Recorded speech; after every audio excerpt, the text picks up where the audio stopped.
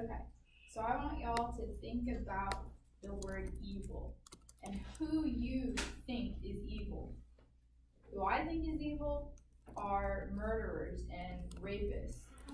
Who Scientologists think are evil are people in the psychiatric field.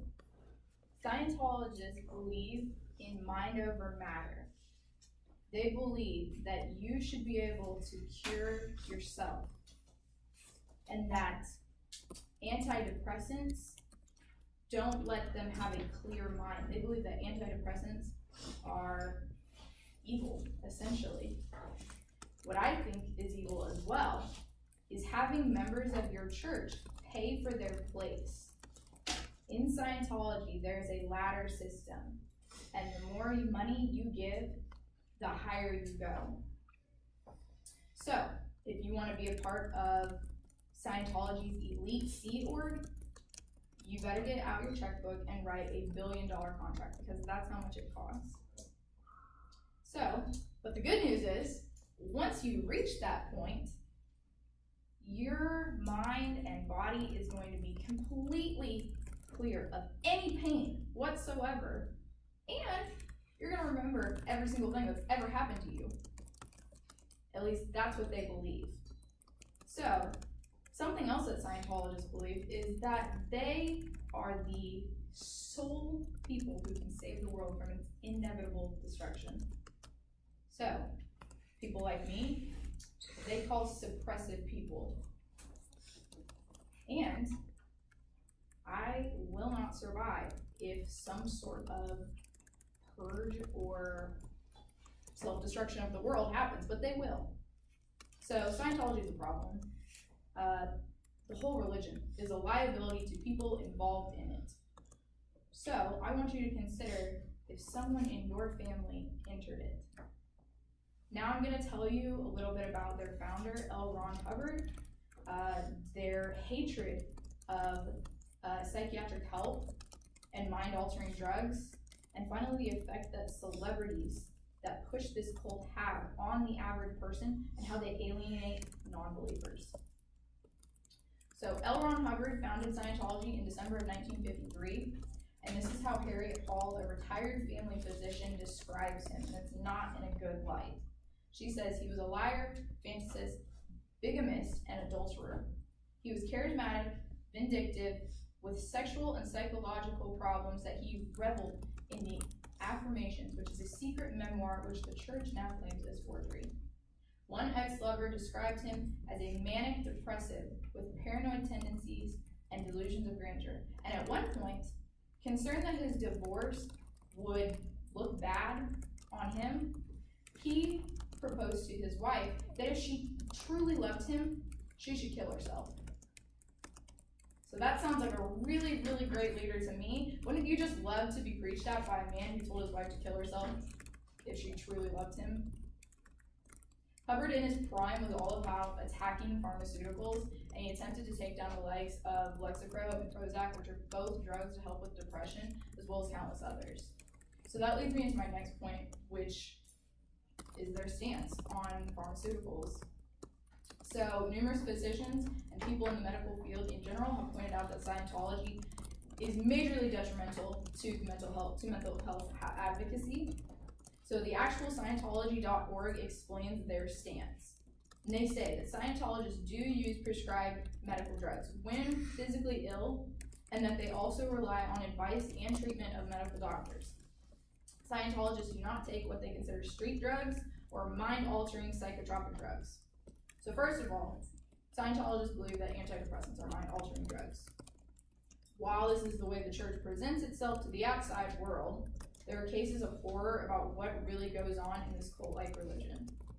So one example of this is Lisa McPherson. So in 1995, Lisa suffered a mental breakdown. And the normal procedure in Scientology for mental breakdowns is solitary confinement and vitamins. And they believe that that will cure someone of whatever they're going through.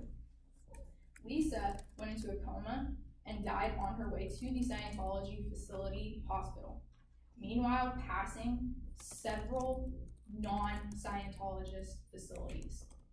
So, Scientology's archaic belief system cost that woman her life, as well as countless others. And it's on the basis that the people that have these mind-altering and horrible things going on in their body, their belief is that they should be able to heal themselves. So Scientologists not only push this agenda on their members, but in Florida, Scientologist lobbyists proposed legislation that would jail school teachers if they spoke to a parent about that parent's child possibly having a mental illness, such as ADD. They wanted to jail the teachers. So Scientology is in more places than we realize, and at the forefront of it is several well-known celebrities. So one of the bases of Scientology is that you don't need a doctor to cure yourself, and with the right attitude, you can cure yourself. And with the help of celebrities like Kirstie Alley, John Travolta, and my personal favorite, Tom Cruise, the religion is promoted globally. So Harriet Hall writes about one of the cases of Scientology's best spokesman. So actress Brooke Shields talked about how she got through her postpartum depression with the help of antidepressants.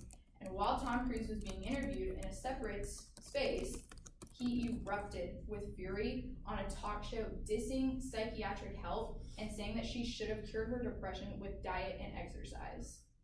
So essentially he told her that she just was fine and that she just needed to exercise some more and eat some fruits and vegetables and she would be perfectly fine. So with these high-level celebrities leading the pack, it draws more and more people to the religion, and it's one that costs a pretty penny. Lawrence Wright, an American author, writes in his book Going Clear, Scientology, Hollywood, and the Prison of Belief. He says, any Scientologist can take courses at Celebrity Center.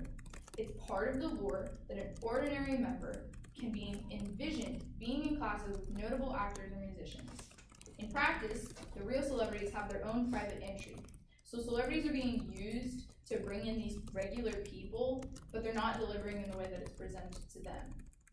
So this is a video of Jada Pinkett Smith's Red Table Talk, and she's talking to Leah Remini, and Leah was a part of Scientology, and she got out several years ago, and since she's gotten out, she's talked about the negative effects. AIM is a policy in Scientology that calls for the utter destruction of a critic of Scientology. Wow. You get trained on how to do this. You Right. first deal with it with a laugh, like it's boring, and the second thing is to discredit Right. the facts. That's why I said that Jada's a Scientologist, because there's no reason for Jada to be doing that other than fair gaming. Just so you know, I wasn't fair gaming you on Andy Cohen. But it was textbook. This talk was the first time that Jada ever explained her involvement with the controversial church, which Leah, of course, left. For years, it's been rumored that I was a Scientologist because I took some courses at the church and was interested in Study Tech, one of the organization's teaching methods. I also opened a school that used the Study Tech, which added to the speculation. You saw me at the Scientology Center. I love religion because I grew up in the ethical society. Yeah. So my grandmother was like, you're gonna learn all the religions and then you gotta decide which one Yeah. you wanna practice. Love that. So for me, Yeah. all religions have been my home. Sure. Which is why I didn't have a problem going to the Church of Scientology and saying, I'm not a Scientologist, I wanna just be here and see what you have to offer. Right. Because that was my life. Because of Jada's celebrity status, Leah says she got access to Scientology texts that most people would have to work years for and spend lots of money to get their hands on. But Jada made it clear she's never officially joined the church and supports Leah's search for Shelley Miscavige, the wife of Scientology leader David Miscavige, who has not been seen publicly in years. Where is your friend? Where is she? Yeah. And I had a lot of respect for the fact that you would not give up on that question. Well, it's still not answered today. Right. Despite me hiring a lawyer, and that lawyer, through the Public Information Act, trying to get information, we are still being stonewalled today about where is Shelley Miscavige, leader's wife.